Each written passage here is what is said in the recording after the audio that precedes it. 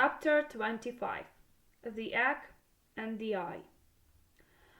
As Harry had no idea how long a bath he would need to work out the secret of the golden egg, he decided to do it at night, when he would be able to take as much time as he wanted.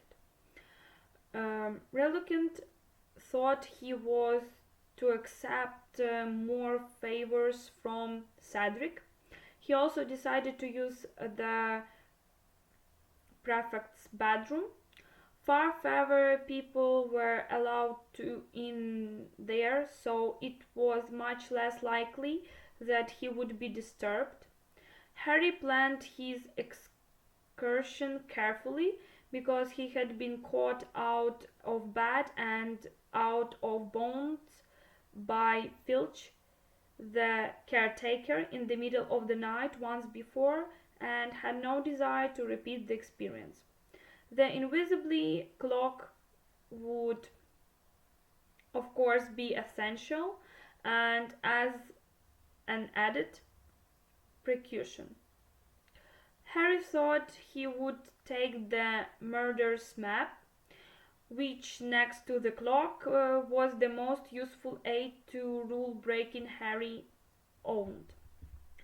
The map showed the whole of Hogwarts, including its many shortcuts and secrets, passageways, and most importantly of all, it revealed the people inside the castle as minuscule, labeled dots, moving around the corridors, so that Harry would be forward if somebody was approaching the bathroom.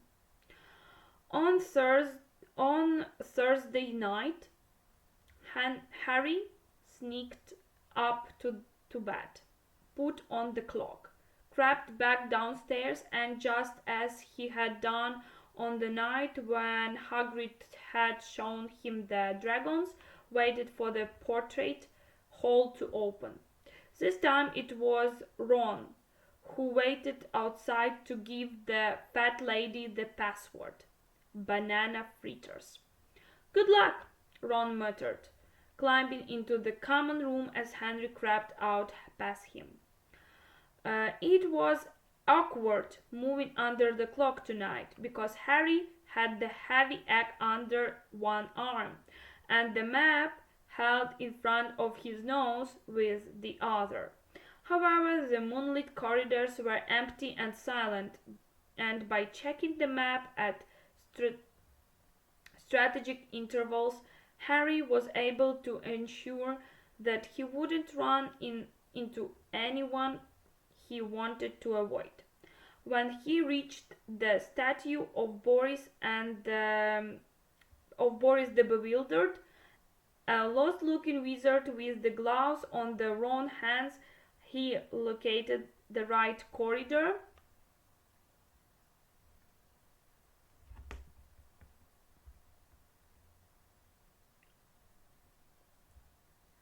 leaned close to it, and muttered the password, "Pine Fresh," just as Cedric had told him.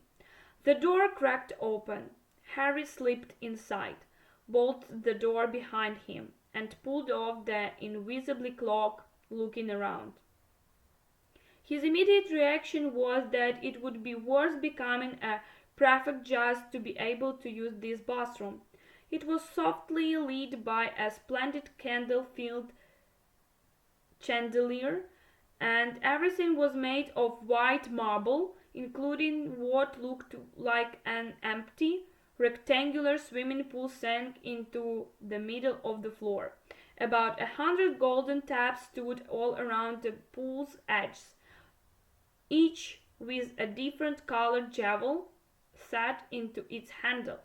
There was also a diving board, long white line curtains hung onto the windows. A large pile of fluffy white towels sat in a corner, and there was a single golden framed painting on the wall. It featured a blondie mermaid who was fast asleep on a rock, her long hair fluttering over her face every time she snored. Harry put down his cloak, the axe and the map, and moved forwards, looking around his footsteps, echoing off the walls.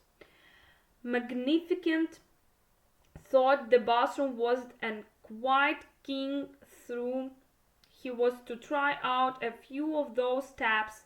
Now he was here. He couldn't quite suppress the feeling that Cedric might have been having him on. How on earth was he supposed to help solve the mystery of the egg? Nevertheless, he put one of the fluffy towels, the cloak, the map, and the egg at the side of the swimming pool-sized bath. Then he knelt down and turned on a few of the taps. He could tell at once that they carried different sorts of bubble baths mixed with the water, though it wasn't bubble bath as Harry had ever experienced it.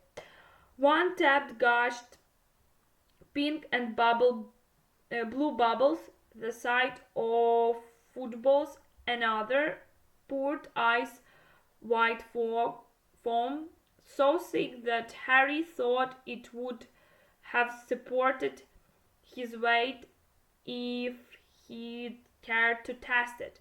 A third sent heavy perfumed purple clouds hovering over the surface of the water. Harry amused himself for a while turning the taps on and off, particularly enjoying the effect of the hose jet bounced off the surface of the water in large arcs. Then, when the deep pool was full of hot water, foam and bubbles, which took a very short time considering the size, Harry turned off all the taps, pulled off his pajamas, slippers, and dressing gown, and slid into the water. It was so deep that his feet barely touched the bottom, and he actually did a couple of lengths before swimming back to the side and treading water, staring at the egg. Highly enjoyable thought it was to swim in hot and foamy water with clouds of different colors steam wafting all around him. No stroke of brilliance came to him, no sudden burst of understanding. Harry stretched out his arms, lifted the egg in his wet hands, and opened it. The wailing, screeching sound filled the bathroom, echoing and reverberating off the marble walls, but it sounded just as incomprehensible as ever, if not more so with all the echoes.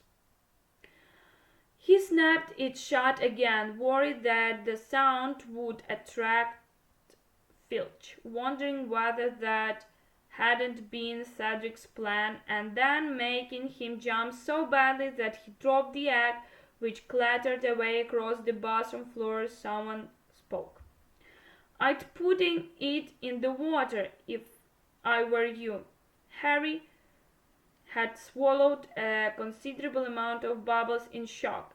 He stood up, spluttering, and saw the ghost of a very glum-looking girl sitting cross-legged on top of one of the taps. It was Moaning Myrtle, who was usually to be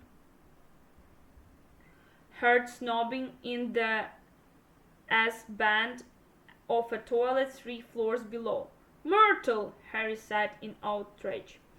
I'm not wearing anything." The foam was so dense that these hardly mattered, but he had a nasty feeling that Myrtle had been spying on him from out of one of the taps ever since he had arrived. "I closed my eyes when I got it," she said, blinking at him through her thick spectacles. "You haven't been to see me for ages." "Yeah, Well, said Harry, bending his knee slightly, just to make absolutely sure Myrtle couldn't see anything but his head. I'm not supposed to come into your bathroom. It's girls' one. You didn't used to care, said Myrtle miserably. You used to be in there all the time. This was true, though only because Henry, Ron, and Hermione had found Myrtle's out-of-order toilets a convenient place to brew Polyjuice potion in secret, a forbidden potion which had turned Henry and Ron into living replicas of Crabbe and Goyle for an hour, so that they could sneak into the Slytherin common room. I got told off for going in there, said Henry, which was half true. Percy had once caught him coming out of Myrtle's bathroom. I thought I'd better not come back after that. Oh, I see, said Myrtle, picking at a spot on her chin in a morose sort of way. Well, anyway, I tried the egg in the water that the Cedric Diggory did. Have you been spying on him, too? Said Harry indignantly. What'd you do? Sneak up here in the evenings to watch the prefect take bath? Sometimes, said Myrtle, rather slyly, but I'll never come out to speak to anyone before. I'm honored, said Henry darkly. You keep your eyes shut. He made sure Myrtle had her glass well covered before hoisting himself out of the bath, wrapping the towel firmly around himself and going to get the egg. Once he was back in the water, Myrtle peered through her fingers and said, Go on, then open it under the water. Harry lowered the egg, bent the foamy surface and opened it, and this time it did no wail. A gargling sound was coming out of it, a sound whose words he couldn't distinguish through the water. You need to put your head under too, said Myrtle, who seemed to be thoroughly enjoying bossing him around. Go on! Harry took a great breath and slid under the surface, and now, sitting on the marble bottom of the bubble-filled bath, he heard a chorus of eerie voices singing to him from the open egg in his hands. Harry let himself float back upwards and broke the bubbly surface, shaking his hair out of his eyes. Hear it? said Myrtle. Yeah, come seek us where our voices sound, and if I need persuading, hang on, I need to listen again. He sank back bent to the water. It took 3 more underwater renditions of the egg song before Harry had it memorized. Then he trod water for a while, thinking hard, while Myrtle sat and watched him. He had never seen Moaning Myrtle so cheerful, apart from the day when Hermione's dose of Polyjuice potion had given her the highly hairy face and tail of a cat. Harry stared around the bathroom, thinking if the voices could only be heard underwater. Then it made sense for them to belong to underwater creatures. He ran this theory past Myrtle, who smirked at him. Well, that was Diggory thought, she said. Underwater? Said Harry slowly. Myrtle. What lives in the lake, apart from a giant squid? Oh, all sorts, she said. Trying not to think about Moaning Myrtle zooming down a pipe to the lake with the contents of a toilet, Harry said, Well, does anything there have human voices? Hang on. Harry's eyes had fallen on the picture of the snoozing mermaid on the wall. Myrtle, there aren't mer-people in there, are there? Oh, very good, she said, her thick glasses twinkling. It was Diggory much longer than that, and that was with her awake too. Myrtle jerked her head toward the mermaid with an expression of great dislike on her glum face, giggling and showing off the flashing bare fins. But he suddenly realized what he was saying, and he felt the excitement drain out of him as thought someone had just pulled a plug in his stomach. Myrtle, Henry said slowly, how am I supposed to breathe? At this Myrtle's eyes filled with sudden tears again. Tactless, she muttered, groping in her robes for a handkerchief. What tactless, said Henry, bewildered. Taking about breathing in front of me, she said cheerily, and her voice echoes loudly around the bathroom. When I can't, when I haven't, not for ages. She buried her face in handkerchief and sniffed loudly. Harry remembered how touchly Myrtle had always been about being dead, but none of the other ghosts he knew made such a fuss about it. Sorry, he said impatiently.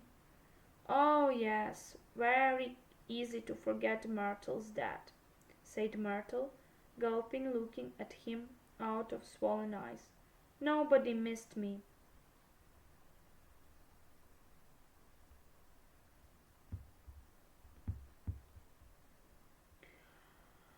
Are you in here again, sulking Myrtle? She said, because Professor Deepet asked me to look for you, and then she saw my body. Ouch! She didn't forget it until her dying day. I made sure of that. But Harry wasn't listening. He was thinking about the merpeople's song again. That sound as though they were going to steal something of his, something to get back. What were they going to take? And then, of course, she went to the Ministry of Magic to stop me stalking her, so I had to come back here and live in my toilet. Good, said Henry vacantly. Well, I'm a lot farther on that I was. Shut your eyes again, will you? I'm getting out. Will you come and visit me in my bathroom sometimes again? Moaning Myrtle asked, as Harry picked up an invisibility clock. I'll try, Harry said, through privately thinking the only way he'd been visiting Myrtle's bathroom again was if every other toilet in the castle got blocked. See you, Myrtle. Thanks for your help. Bye-bye, she said gloomily, and as Harry put on the invisibility clock, he saw her zoom back up and tap. Out in the dark corridor, Harry examined the Marauder's map to check that the coast was still clear. Yes, the dots belonging to Filch and Norris were safely in their office. Nothing else seemed to be moving apart from Peeves, who was bouncing around the room on the floor about. Peeves was not the only thing that was moving. A single dot was flitting around the room in the bottom left hand corner, Snape's office. Harry started at the dot. Mr. Crouch was supposed to be too ill to go to work or to come to the Yule Ball, so what was he doing, sneaking into Hogwarts at 1 o'clock in the morning?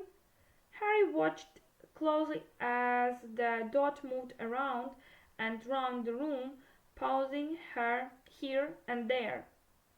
Harry walked down the stairs as quietly as possible through the faces in some of the portraits, still turned curiously at the squeak of a floorboard, the rusty of his pajamas.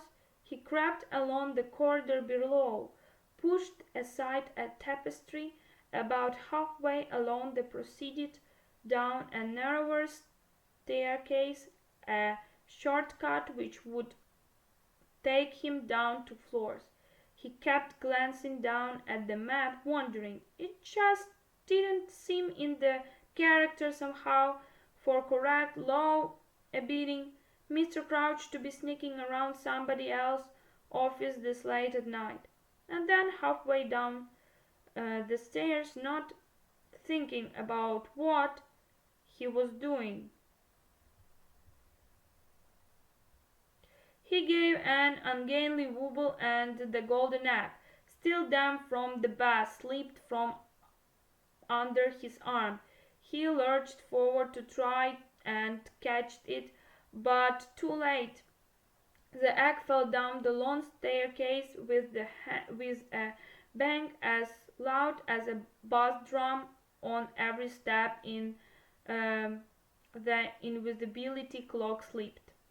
Harry snatched at it, and the murderer's map fluttered out of the hand and slid down 6 stairs, where sunk in the step to about his knee. He couldn't reach it. Pulling the clock back over himself, Henry straightened up, listening hard, his eyes screwed up with the fear, and almost immediately, Peeves! It was the unmistakable hunting Ivano-Frankivsk, the caretaker. Harry could hear the rapid, shuffling footsteps coming nearer and nearer, his wheezy voice raised in fury. What's this rigged? Wake up the whole castle with you. I'll have you, Peeves. I'll have you. You and what is this? Filch footsteps stops.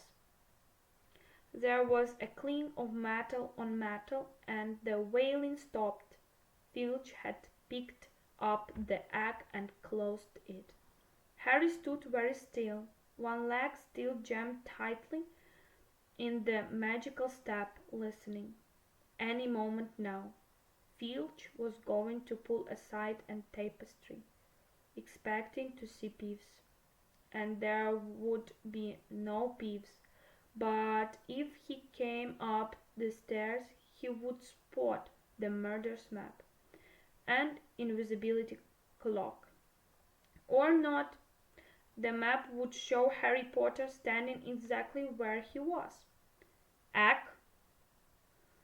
My sweet, Mr. Norris was obviously with him. This is a three-wizard clue.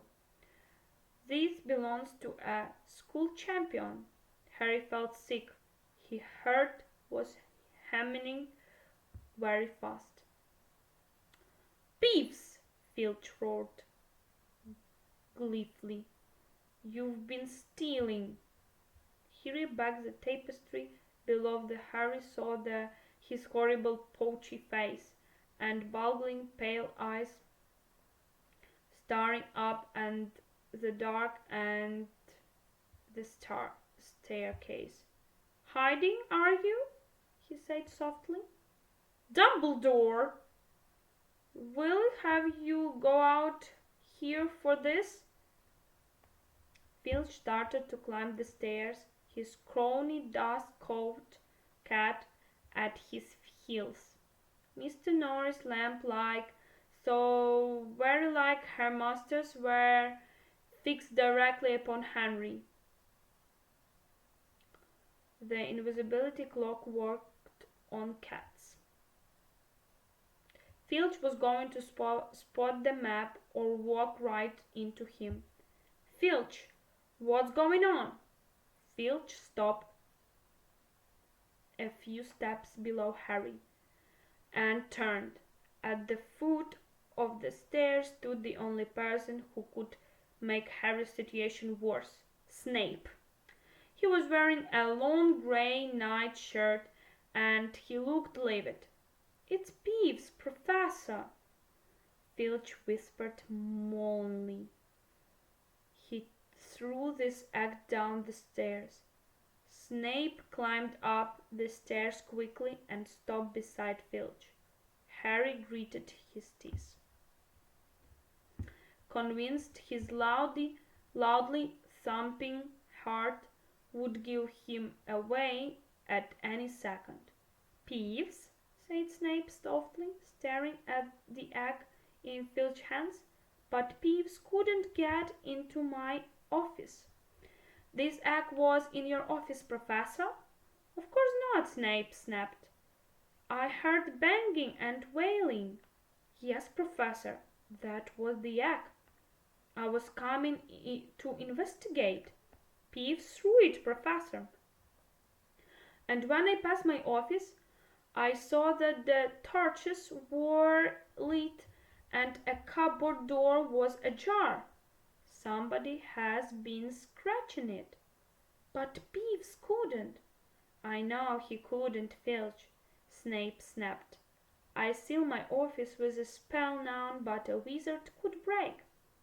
Snape looked up the stairs, straight through Harry, and then down into the corridor below. "I want you to become and help me scratch for the intruder, Filch." "I? Yes, Professor, but—" Filch looked yearningly up the stairs, right through Harry, who could see that he was very reluctant to forego the chance of cornering Peeves.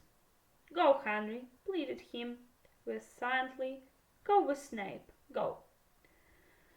"The thing is, Professor," said Filch plaintively, "the headmaster will have to listen to me this time. Peeves has been stealing from a student. It might be a chance to get him thrown out of the castle once and for all.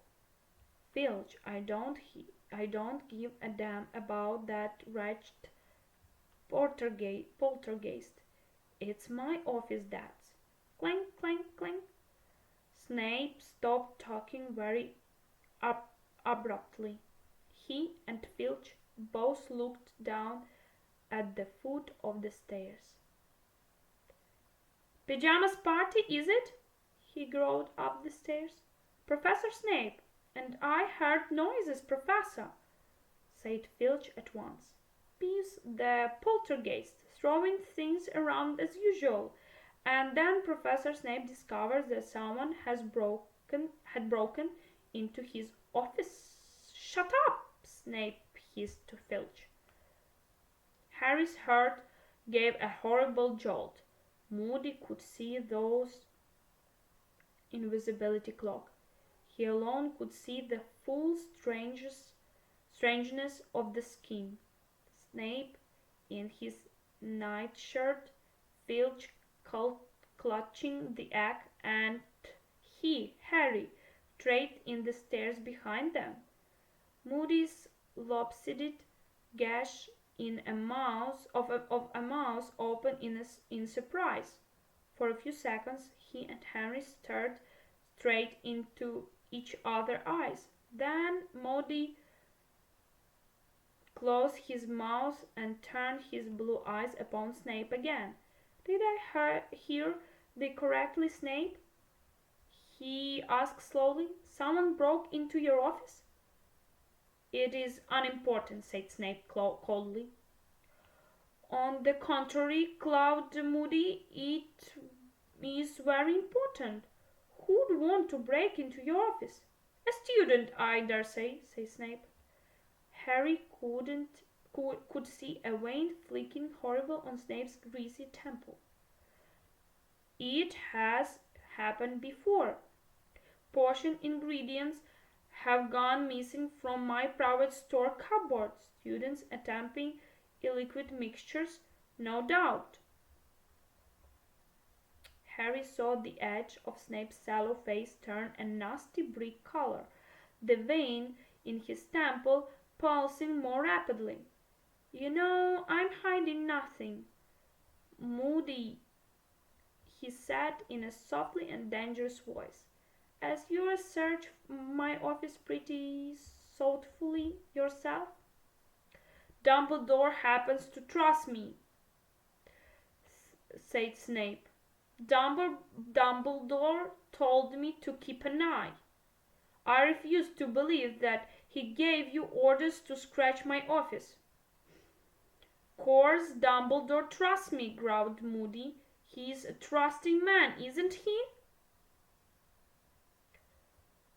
Snape suddenly did something very strange. He seized his left forearm convulsively with his right hand, as though something on it had hurt him. Moody laughed. "Get back to bed, Snape.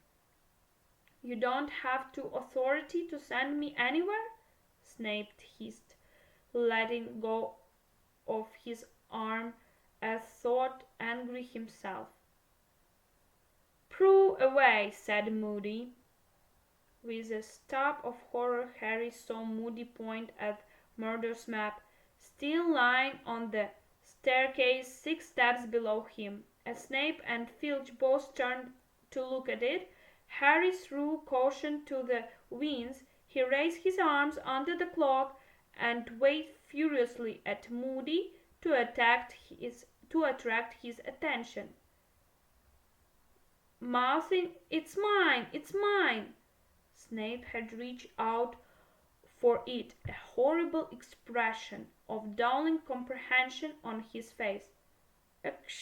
Parchment. The map flew up into the air, slipped through Snape's outstretched fingers, and soared down the stairs into Moody's hand. "My mistake," Moody said calmly. "It's mine. Must have dropped it earlier." But Snape's black eyes were darting from the egg in Filch's arms to the man in Moody's hand, and Harry could tell he was putting 2 and 2 together as only Snape could. "Potter," he said quietly. "What's that?" said Moody calmly. "Potter," Snape snarked. "Potter is here! Potter in his invisibility cloak!" Snape scratched on his hands like a blind man and began to move up the stairs. Harry could have sworn his overlarge nostrils were dilating, trying to sniff Harry out trapped. "There's nothing there, Snape!" barked Moody. But I'll be happy to tell the headmaster how quickly the mind jumped to Harry Potter." "Meaning what?" snarled Snape. "Meaning the Dumbledore's ever interested to know who's got into it for the boy," said Moody. "And so am I, Snape, very interested?" The torchlight flicked across the mangled face so that the scars and the chunk missing from his nose looked deeper and darker than ever. Snape was looking down at Moody, and Harry couldn't see the expression on his face for a moment. Nobody moved or saying anything. Snape slowly lowered his hands. I see, said Moody softly. Got Potter's bad interest at heart, have you? I think I'll go back to bed, Snape said curtly. Best idea you had all night, said Moody. Not Filch, if you just give me the egg. No, said Filch. It's property of the champion he stole it from, said Moody. Hand it over now. Snape swept downstairs and past Moody without another word. Filch made a chirruping noise to Miss Norris, who stared blankly at Harry for a few more seconds before turning and following her master, still breathing very fast. Harry heard Snape walking away down from the corridor. So, never mind, my sweet. We'll see Dumbledore in the morning, and we will tell them Peeves was up to. A door slammed. Close shave, Potter, he muttered. Yeah, thanks, said Potter weakly. What is this? Thinking, said Moody, drawing the murder's map out of his pocket and unfolding it. Map of Hogwarts, said Henry. Merlin's bird, Moody whispered. Yeah, it's quite useful, said Henry. Professor Moody, do you think you could help me? What? Oh, yes, of course. Moody took hold of Harry's arms and pulled. Moody was still gazing at the map. Potter, he said slowly, you didn't happen by any chance to see who broke into Snape's office, did you? Yeah, I did, Harry admitted. It was Mr. Crouch. Moody's magical eye whisked over the entire surface of the map. He looked suddenly alarmed. Crouch, he said. You're sure, Potter? Positive, said Henry.